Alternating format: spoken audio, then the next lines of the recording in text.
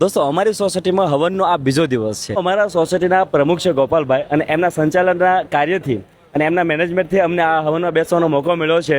આ તો શિવસાગર ભોળાનાથની કૃપા છે. અમારી ઝખના હતી કે કેટલાક સમયથી કે ભોળાનાથની પ્રતિષ્ઠા થાય તો આજે બધા આખી સોસાયટી મળે અને એક પરિવારની જેમ ભગવાનની પૂજા કરીએ છીએ. જય શિવસાગરેશ્વર મહાદેવ.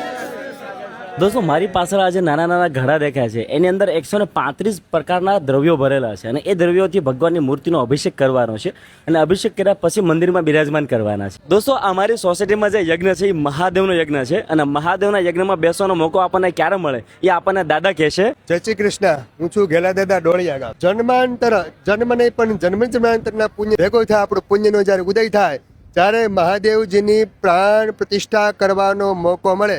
આજે આ ભાઈ અહીંયા યજમાન તરીકે બિરાજમાન થયા છે એટલે હું એને ભાગ્યશાળી નહીં પણ બળભાગી કહીશ.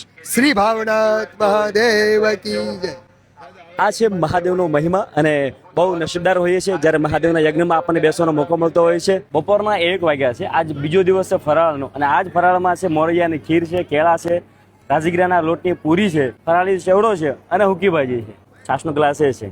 આજે સવારમાં ભગવાન શિવજીની અને ગણેશજીની અને માતાજીની પૂજા આરતી કરી અને બપોર પછીનો જે અનુભવ હતો એ જીવનભર ભૂલાયો નથી. અમારા સોસાયટીમાં જે ભગવાનની મૂર્તિની પ્રતિષ્ઠા કરવાની છે એ દરેક મૂર્તિનું એક અભિષેક કરવાનો હતો. એ અભિષેક હતો 135 દ્રવ્યોનું મિશ્રણથી અને એ અભિષેકનો અનુભવ ખરેખર જોરદાર રહ્યો છે. કે હું તો ભોળોનાથ કહેવા હવે હું કપટીનાથ કેમ થાવ અને દરેક મનોકામના પૂરી કરી હોય તો શિવાલય અવશ્ય જરૂર મારીને તમારે બધાને જવું પડે. દોસ્તો આ ભૂદેવ છે જે આપણને હવન પાઠ કરાવે છે અને આજ મને મોકો મળ્યો કે આપણા ઘરે ચા પાણી માટે આવ્યા અને મહાદેવનો મહિમા એને સમજાવ્યો છે અને સમય મળે તો સાથે ભોજન એક દિવસ કરીશું, બ્રાહ્મણ ભોજનનો લાભ લેશું અને આજનો વિડીયો અહીંયા પૂરો કરીએ અને મળીએ આપણે આવતીકાલે. ત્યાં સુધી સૌને જય દ્વારકાધીશ.